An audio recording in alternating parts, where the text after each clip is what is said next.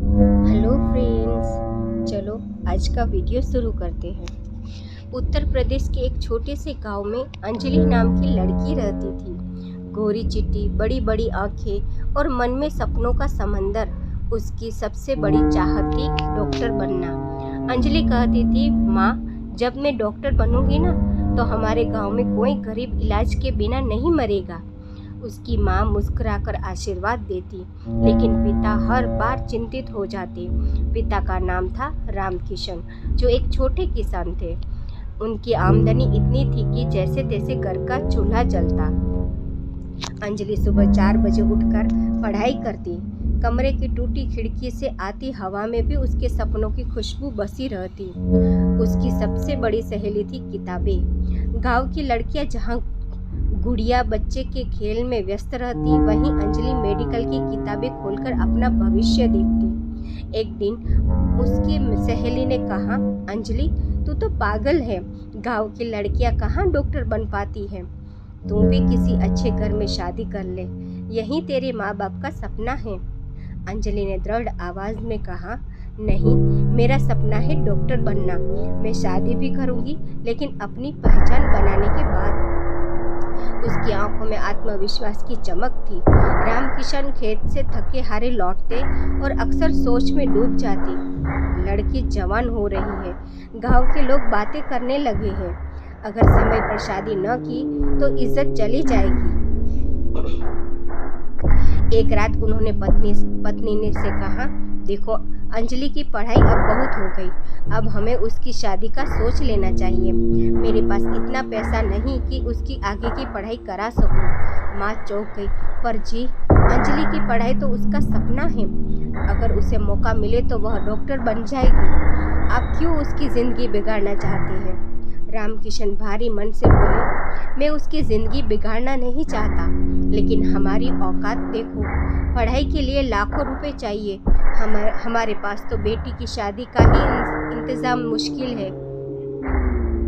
अंजलि यह सब सुन लेती, मगर चुप रहती। गांव की औरतें माँ को ताने देती, अरे बहन, बेटी जवान हो गई है, कब तक पढ़ाती रहोगी, कहीं बदनामी न हो जाए। कुछ मर्द भी कहने लगे, रामकिशन, लड़की घर की इज्जत होती है, जल्दी से शादी कर दो, वरना आफत खड़ी हो जाएगी। ये बातें रामकिशन को अंदर तक झंझोर देती है। वे जानते थे कि समाज की जड़ें बहुत गहरी है। जो एक बार ताना मार दे, वह उम्र भर पीछा नहीं छोड़ता। इन्हीं दिनों गांव के पंडित जी रामकिशन के घर आए और बोले, एक अच्छा रिश्ता है। लड़का शहर में नौकरी करता है, सरकारी दफ्तर में क्लर्क है, घर भी अच्छा है। आपकी बेटी की किस्मत चमक जाएगी।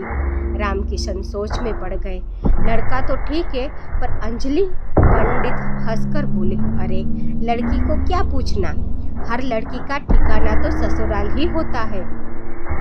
जब अंजलि को इस रिश्ते के बारे में बताया गया तो उसका दिल जोर से धड़क उठा।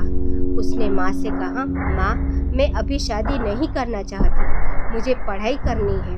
प्लीज़ पापा से कहो कि मुझे थोड़ा और समय दे।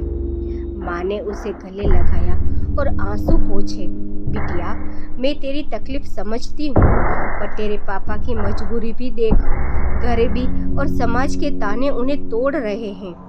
कभी कभी हालत इंसान से उसके सपने छीन लेते हैं। अंजलि चुप रही। उसके सपनों की चहचहाहट धीरे धीरे खामोशी में बदलने लगी। पिता ने रिश्ते के लिए हाँ कर दी।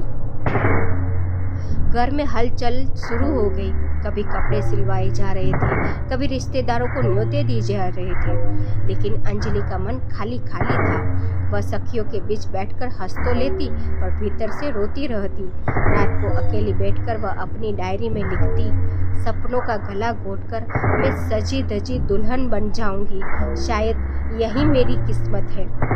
शादी वाले दिन घर रोशनी से जगमगा रहा था। बैंड बाजे की आवाज़, रिश्तेदारों की चहल पहल, मेहमानों की हंसी, सब कुछ परफेक्ट लग रहा था।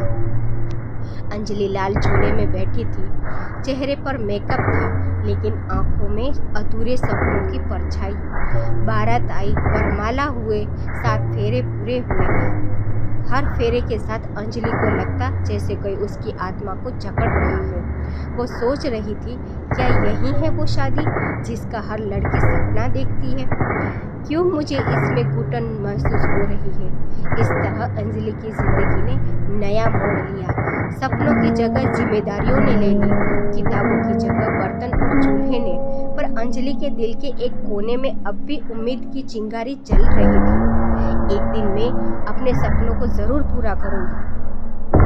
भाग 2 में मैं बताऊंगी शादी के बाद का माहौल, ससुराल में अंजलि की मुश्किलें, पति रोहित का बर्ताव और कैसे उसके सपने धीरे धीरे बुझते गए। मेरी स्टोरी पसंद आए तो चैनल को लाइक, सब्सक्राइब और कमेंट करना ना भूलें। Thank you for watching.